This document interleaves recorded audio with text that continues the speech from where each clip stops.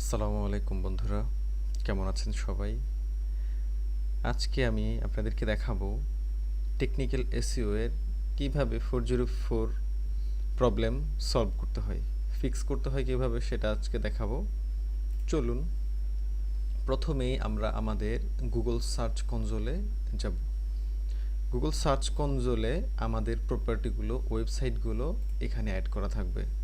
যেমন আমার এখানে 3টি ওয়েবসাইট আছে, দেখুন 3টি প্রপার্টি আমার এখানে আছে। আমি একটি একটি করে আপনাদেরকে দেখাচ্ছি আমার এখানে প্রপার্টিগুলোতে কি কি প্রবলেম আছে। চলুন এখানে একটাতে যাই, ক্লিক করার পরে এই দেখলাম পারফরমেন্স, এখান থেকে আমরা কাভারেজে যাব। দেখুন কাভারেজে ক্লিক করলাম, এখানে দেখাচ্ছে এরর্স 3 ইস্যুস। এখান থেকে দেখুন এই যে নিচে ইস্যুগুলো দেখাচ্ছে, submitted URL seems to be a soft 404। এখানে সফট 404 হচ্ছে এখানে কোনো একটি পেজ আছে কিন্তু তার মধ্যে কোনো কন্টেন্ট নেই অথবা কন্টেন্টটা কম। তো আমরা এখান থেকে ক্লিক করি, দেখি এখান থেকে আমরা এটা কপি করে আমরা একটু টেস্ট করে দেখি কি আছে এখানে। দেখুন এই যে store is currently unavailable, please try again in a few minutes. এই যে আমার এখানে কোনো কন্টেন্ট নেই, এখানে প্রবলেম দেখাচ্ছে, সেজন্য গুগল এটাকে ক্রল করছে না, ইন্ডেক্স করছে না এটাকে, এই জন্য এটা প্রবলেম দেখাচ্ছে। চলুন আরও একটা দেখি। এখানে দ্বিতীয় এটাতে দেখুন, এটাকে কপি করে এখানে যাই, দেখি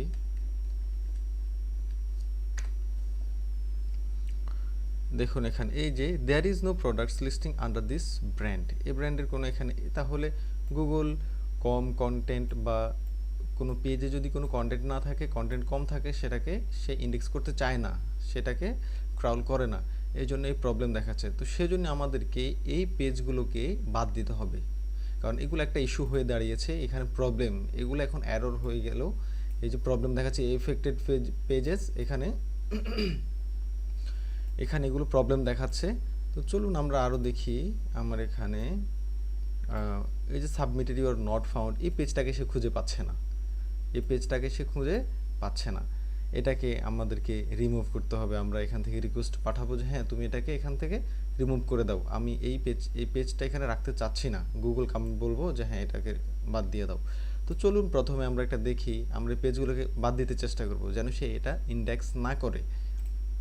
কাভারেজে গেলাম, তারপরে এখানে দেখুন সাবমিটেড ইউআরএল, এখানে এই দেখুন এখানে ইউআরএলগুলো আছে। আমি আবার আপনাদেরকে প্রথম থেকে দেখাচ্ছি বন্ধুরা। প্রথমেই আমরা আমাদের সার্চ কনসোলে আসব।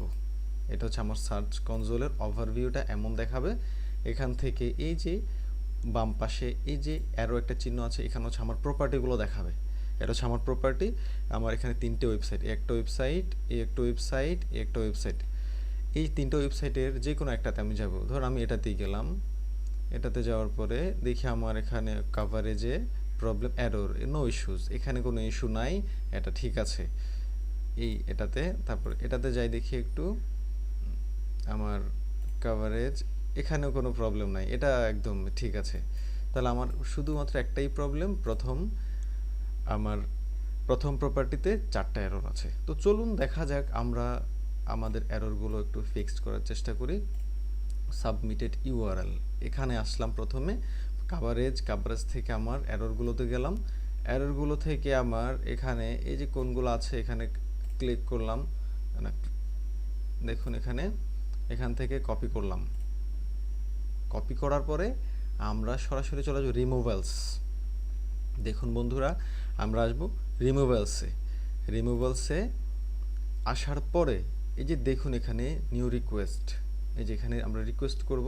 দেখুন রিকোয়েস্টে ক্লিক করলাম, ক্লিক করার পরে এই যে এখানে আমরা এটা পেস্ট করে দেব।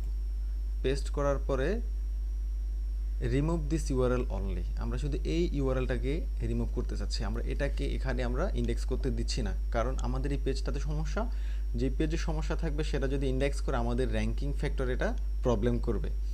দেখুন এরপর রিমুভ দিস ইউআরএল অনলি, আমরা এখানে নেক্সটে ক্লিক করব। এই যে সাবমিট রিকোয়েস্টে আমরা ক্লিক করব। দেখুন রিকোয়েস্ট সাবমিটেড হচ্ছে, এই যে রিকোয়েস্ট, এখানে আমার একটা রিকোয়েস্ট জমা পড়ে আছে। আবার আমরা আমাদের কাভারেজে চলে যাব, যাওয়ার পরে আমরা দেখি আবার সেই প্রবলেম দুটোর মধ্যে একটা আমরা করেছি, এখন আমরা এটাকে করব, এটাকে কপি করব। কপি করার পরে আমরা এখানে রিমুভেলস আসবো, আবার নিউ রিকোয়েস্টে যাব, আবার এখানে এটাকে পেস্ট করে দেব, পেস্ট করে দিয়ে নেক্সটে দেব, নেক্সটে দিয়ে আবার সাবমিট রিকোয়েস্টে ক্লিক করে দেব। তো বন্ধুরা, এভাবে আপনারা প্রত্যেকটা 404 এরর, যতগুলো এরর আছে সব রকমের এরর আপনারা এখান থেকে বের করে আপনারা এগুলোকে ফিক্স করতে পারবেন। এটা হচ্ছে টেকনিক্যাল এসইওর একটি গুরুত্বপূর্ণ অংশ।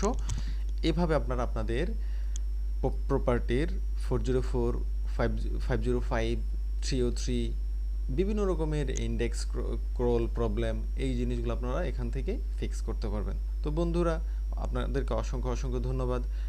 চ্যানেলটি সাবস্ক্রাইব করুন এবং হিট দ্য বেল বাটন যেন আপনারা নোটিফিকেশনটি পান। ধন্যবাদ সবাইকে।